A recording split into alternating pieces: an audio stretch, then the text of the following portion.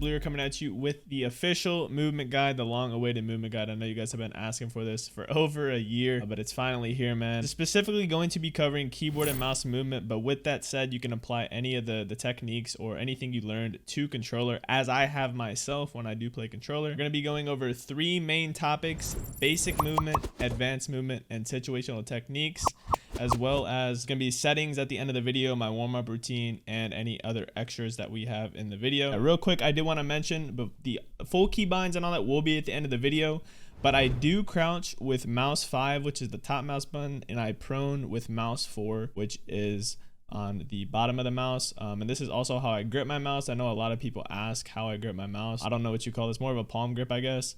But yeah, my movement binds are kind of different. A lot of people I don't really see run crouch and prone both on the mouse. So you guys are wondering like, oh, how do you move like that? This is just what I prefer. At the end of the day, keybinds and all that are going to be personal preference and whatnot. But yeah, I crouch with top mouse and prone with bottom mouse. Yeah, if you guys could drop a like and comment any other questions down below. We're on the road to 100,000 subscribers. So if you guys could also subscribe to the YouTube channel. A lot of you guys that watch the video actually aren't subscribed. So if you could drop a sub, it would mean a lot. And let's get right into it. Okay, so getting straight into basic movement, we got the basic slide cancel, which for me is crouch, crouch, crouch, or slide, slide, slide. I do not press slide, slide, jump like most people do. I press it 3 times. And then we got the short slide cancel, which basically you're just sliding and canceling it immediately, rather than that typical like medium-ish range for the normal slide cancel. And then we got the long slides, which you're sliding for longer and then canceling it. A lot of these end up being situational, but these are the 3 different types of slide cancels. It's basically a short, a medium, and a long. The medium being the basic slide cancel. Then we got jump shotting and drop shotting.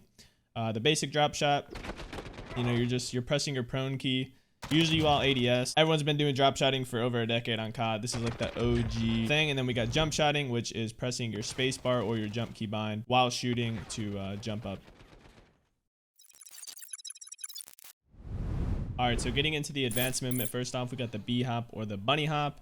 Basically, a BHop or a bunny hop is you're tack sprinting one direction to the right, for example. You're turning towards your target. So if you're going right, you're going to be holding D, ADSing, and then hitting space or jump as soon as you hit the ground, and you're going to get that extra little bounce or BHop while doing that wide strafe jump, as you'll see here in the examples. And it's going to be a nice little movement tech to use, and it's going to be very hard to track in fights. So it's very useful out of cover, obviously, as you can see, and you can also see from my POV me doing it. Tack sprinting, turning. It's a very fluid motion. If you don't know how to do it, it's definitely going to take a little bit of time to learn. But getting into the backwards BHop or the fadeaway BHop, you're basically going to be tack sprinting in one direction. You're going to jump 180 in the air, press S or backwards to keep that momentum after you turn, and then same thing, hit that space bar as soon as you hit the ground to get that BHop or bounce effect. The very useful movement tech, whether you're like turning on someone or if you're coming out of cover, it'll be difficult to track for sure. All right, now on screen, we're gonna have an example from in-game. I was fighting a guy, I was weak. He ends up sliding around the corner, basically has me dead to rights, but I'm gonna tack sprint out and do that 180 into the backwards BHop or the fadeaway BHop and absolutely destroy the guy. Very insane situation to get out of and live there. Next up, we got the super BHop. This one's more just style. I do this sometimes in fights, usually when I'm just moving around the map. You're basically going to be off something high up, whether it's a building, a ledge, and same thing. You're just hopping off the ledge. As soon as you hit the ground, you're hitting space, and you end up getting a very, very significant bounce, way more so than you would just being on the ground, as you can see from the enemy's POV. Next up, we got wall bouncing. It's a term I kind of made up. Obviously, there's like wall bouncing in Apex Legends, which is not the same as it is in Warzone. I just like to call it wall bouncing. It's very similar to basically just B-hopping, but I feel like you get more momentum doing this. And basically what you're doing is you're sprinting up off of a wall, and then you're kind of using the momentum of bouncing off the wall into a B-hop. So I feel like you actually cover more ground doing this than you would just on a normal B-hop. As you see, I'm sort of tack sprinting into the wall and instantly turning and then using the same keybinds to B-hop. And then as you can see in this POV, I actually get caught off guard. But the whole purpose of this clip is more so the POV of what it actually looks like of someone shooting and fighting someone that is doing a wall bounce. But it looks absolutely crazy from the enemy's POV. Next up, we got crouch spamming and combining with strafing. Basically, as you're crouch spamming, you're pressing A and D or left and right and moving. This is going to be very hard to track. This is usually you're going to do this behind cover. You can do this out in the open and it's still very useful, but more so specifically when behind cover. And then next up, we got the slide into drop shot, and then also combining that with the drop shot into jump shot. Now this, specifically the drop shot into jump shot, I think is one of the hardest things to track for me personally. Essentially, you're going to be going down into a drop shot, instantly up in the air if you do this correctly. But getting started, we're going to be doing a full slide into a drop shot. So it's not just you're running and then drop shotting. You're running, sliding, and then you're hitting prone and then into a jump. So here's the slide into drop shot, basic, right? Slide, drop shot, and then you're combining that after you hit the ground with the drop shot. You're pressing space and instantly jumping. And it looks absolutely crazy, and it's very, very hard to track. Here's an example. Guy comes up, element of surprise. I turn, drop shot into jump shot, and the guy gets absolutely destroyed. And then we finish it off with the teamwork.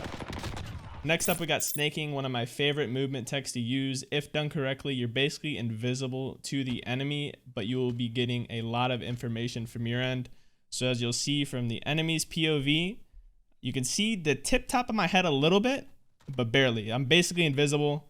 Pop out, get the kill. But from my POV, the entire time, look at my visibility. Look how much information I'm getting. But his POV, he could barely even see me.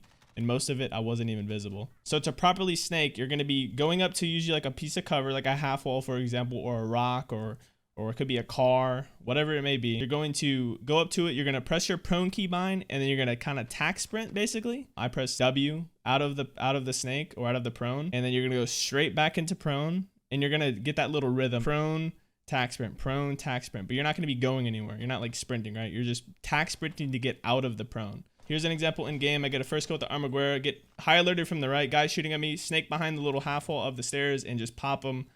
Guy couldn't even react fast enough of how fast I popped up on his screen. And then next we got directional movement, or like redirecting your movement. This is very, very good in fights and can really, really throw off enemies. If you're going one direction and all of a sudden change to another direction, you know, you're going to be very, very hard to track. Basically, it's just my POV of me shooting, just kind of like demonstrating what you're going to be doing. Just combining those BHops with slide cancels and just going back and forth, man. If you're going one direction, you're going to be, you know, people are going to assume, oh, he's going to the right. Let me check him to the right. But if you shoot left immediately, it's going to be very hard to track. So combining different things, combining different directions, you go forward, backwards, left, or right. Kind of freestyle it depending on the fight, but this is very, very useful. I do this all the time. All right, so on screen now we got a couple examples. Kill the first guy. I hear the other guy coming as he's landing in. Turn on and pre-fire the door, tag him up a little bit as he comes through. He does sort of break my camera, so I reset 180 BHop, change directions, and hit him with the backwards BHop kill. The first guy, look at the quick directions left and right with the stem, and then I 180 backwards BHop, fadeaway BHop the second guy. Just gets absolutely destroyed. So redirecting my movement on the first guy and then absolutely doing a crazy 180 backwards BHop on the second guy. So a combination of just redirections all around there, destroying him here. Guy catches me off guard. I have no cover. Back and forth, redirected my movement. Very, very, very hard to track. This guy couldn't even get the kill on me in the open. And then obviously the stims came in clutch as well. And guy absolutely gets destroyed. Next up, we got seat swaps, car plays, vehicle plays, whatever you want to call it. This is my specialty, man. A lot of people always love seeing the car plays and the seat swaps. Whether it's using your car as cover and moving with your car, or seat swapping to get a kill, or just seat swapping to get out of a situation. Cars are actually very useful other than just getting from point A to point B. It's one of the highest outplay mechanics in the game, rather than just straight up movement. We got a couple on-screen examples here. First off, I'm going to be pulling up to a guy in the house, hop out, use my car for cover, jump shot, quick little Swiss quick scope out of the building. Guy had no chance. Next up, this is probably one of my favorite car plays and favorite outplays ever. You guys saw this in the most recent Killing Twitch Streamers video. So I'm pulling up, seat swapping this guy. Now, a lot of people I don't really see do this. Usually when they seat swap, they'll go from seat 2 to 3 to 4. A move I've been doing for a while now is once you're in this passenger seat, you're hopping out of the car and pressing, you know, for example, I press E to get in vehicle. Some people press F or whatever keybind it is. You're getting out of the car and getting back in immediately. So you're essentially double tapping E, and you're going to keep the momentum of the car and get back in your vehicle immediately. It's a super clean and super cool looking animation. And it's also not going to take as long as it would from going from seat 2 to 3. Guy pulls up, seat swap all the way to seat 4, hop out, get destroyed, hop in, back into the passenger seat. You can stem inside the vehicle if you didn't know that. So I stim inside, and this guy just, I mean, I can't even explain the clip. It's just that crazy. So I slide up to the corner of the car, that front left side for him. But since I'm going to enter the car, it's automatically going to put me on the driver's side, which he has to readjust and track. Then I seat swap back to the passenger side, shoot him from that, and then pop out, slide cancel into a jump shot. The guy had zero chance at all. Next up, we got another one.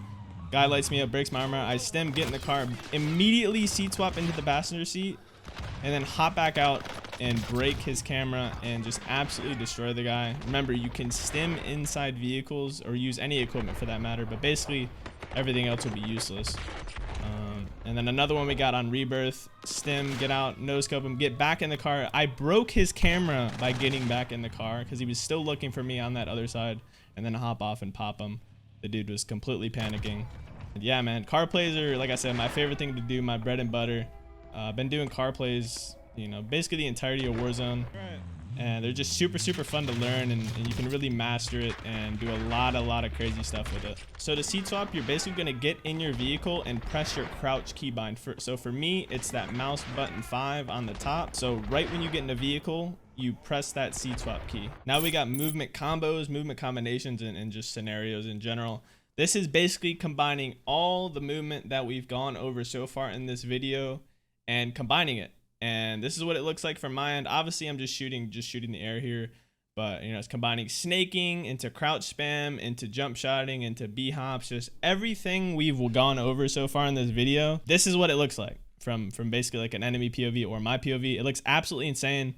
If you master all these different movement techs and combine them together, this is what it looks like. You know, obviously this is a private match, but still you can see what I look like from the enemy POV, absolutely flying across the screen. And then here we got my POV of that.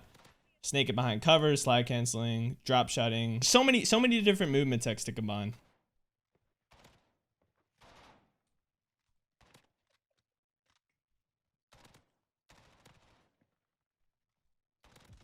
And then here we got another one on speedball. Same thing, just combining everything and kind of what it looks like. Make sure you're using cover correctly. Cover is very important. As you can always see, I'm using all these movements, but I'm making sure I'm always going to cover. See, so I'm bouncing and going from cover to cover while doing all these movements, right? So I just a slide, drop shot, prone behind cover, snake behind cover. I'm not even visible. Basically, all these movements, I'm going and utilizing cover while doing all of this at the same time. So cover is very important because you don't want to do all this movement and be out in the open and be just looking like an idiot, because you'll absolutely get destroyed if you're just out in the open doing this. But if you're utilizing cover while combining all these different movement techs, it's pretty nuts. So now this is my POV of it. Same thing we just saw. As you can tell, I'm going from cover to cover while doing all this, combining everything we've talked about. B-hopping, slide canceling, drop shotting, snaking, drop shot into jump shot, just everything. Now we're back on the other side, same thing, slide up to cover, prone, backwards B-hop. Here we got a little bit of shouldering, which we'll go over here in a bit. Next up, we got situational techniques. First up, we got door plays, when and how to do that and how to use doors correctly. Basically, if you do door plays correctly, it can completely bamboozle or just fool your enemy, or get the jump on your enemy. So let's say you're getting chased, you're gonna go in, shut the door and bust back out of it, or run behind the door and run through the door back out, essentially stunning your enemy. Camera your enemy with a door.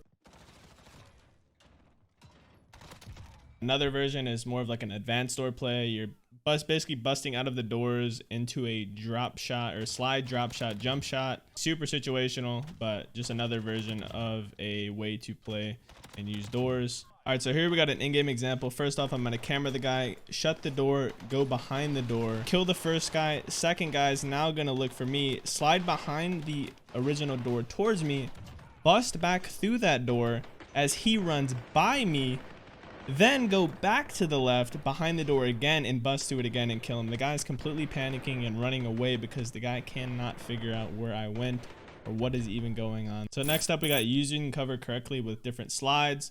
So first up, we got a short slide. Basically, you're short sliding up to the cover and popping up, and we'll get the jump on your enemy. And then also my favorite is the best use of a long slide in my opinion is for getting to cover.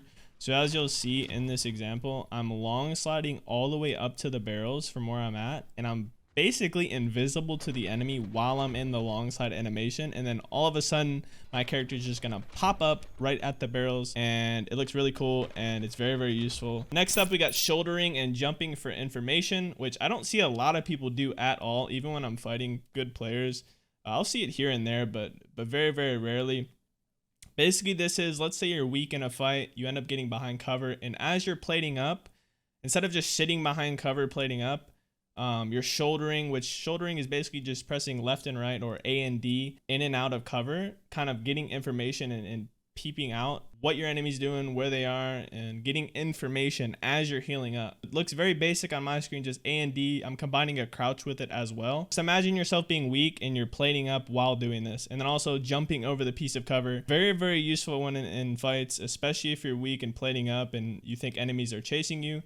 This will end up getting you a little bit of information to get the jump on your enemy. The next up, we got centering and using movement correctly, sort of a combination of both. One of my biggest tips when people ask, like when it comes to keyboard and mouse and just tips in general, is centering. Centering is so important. You know, all these different no scopes I'll hit or quick scopes I hit all come down to very good centering. And basically what centering is having your reticle or crosshair just centered. Like centered on your enemy, usually in like the upper chest or mid area of the enemy's, you know, body. So as you'll see here, I'm basically just sliding back and forth between cover and just shooting the target. Everywhere I'm going, I'm anticipating where the enemy is going to be in the center of my crosshairs. But just combining these different movement techniques and making sure you're centered all the time is very important, and not looking at the ground while you're moving around.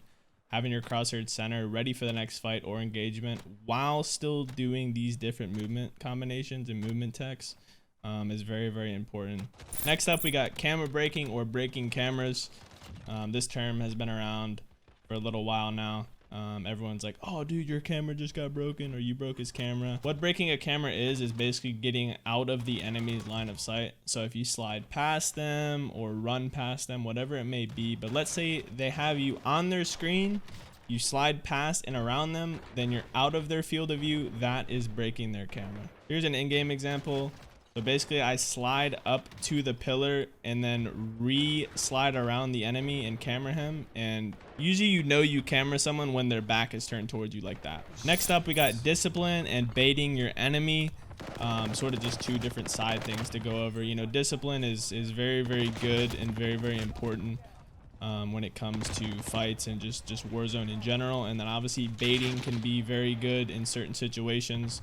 But basically, first off, this example, redirecting on this guy, what we went over earlier, absolutely mopped the guy. I'm pretty weak. This guy ends up getting me 1 HP. I'm going to hop on the boxes and just kind of chill for a second, show a little bit of discipline as he's searching for me. Run back to the front of the car for cover, plate up, rechow, tag him up, break his armor, and then he's going to do a stupid rechow. Bad discipline out of him, and it ends up being a free kill. And this example is baiting my enemy. I don't have a gun. But I did find a stun grenade, and I'm going to bait him to come push me, stun him, use the door, and it's a free kill. So this next example, this guy gets to jump on me as I'm plating up and gets me pretty weak. But I'm basically going to slide up and prone behind the loadout, get some shots on him, slide to the next loadout, crouch behind it for just a moment as he's pushing out into the open, and then I'm going to backwards BHop off of the loadout and absolutely destroy the guy. This next example, I'm landing in from Gulag on my loadout. This guy already is grabbing his loadout, so I'm basically in trouble here, flying in with just my Gulag gun. This guy's staring directly at me with his loadout. I'm going to land, mop him into a drop shot, jump shot. I'm going to be getting fried from someone else now. After destroying that guy, I'm going to slide behind my loadout as cover. I'm going to prone, snake it a little bit, get a little shots on him to bait him out. I'm 1 HP, but here's the key thing here. Very situational, yes, but I'm going to go grab a tempered class because this is the difference between life and death here. Very situational, but this is the difference between life and death here. All right, so getting into my settings, I play on 400 DPI with an 8.0 in-game sensitivity, relative, gradual, 1.33 coefficient, and then my ADS multiplier is a 1.0, and then everything else is pretty much off or disabled in the mouse tab. And then getting into movement, we got the slide behavior on tap, which is very, very important. I don't think hold would be useful at all, unless you prefer that, of course. Crouch behavior, have this on toggle, so I'm able to crouch spam if needed. And then prone, I have it set to go to instead of toggle. So that way, if I press prone again, it doesn't pop me out of prone.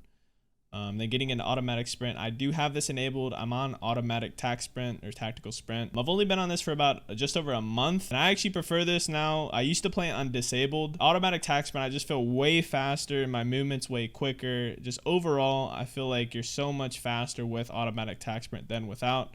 So I do prefer auto tac sprint. Now, walk speed 55%. Getting into the keybinds, pretty standard on these. Uses E. Like I said, crouch and prone, both on my mouse. Crouch is the top mouse button, prone is the bottom mouse button.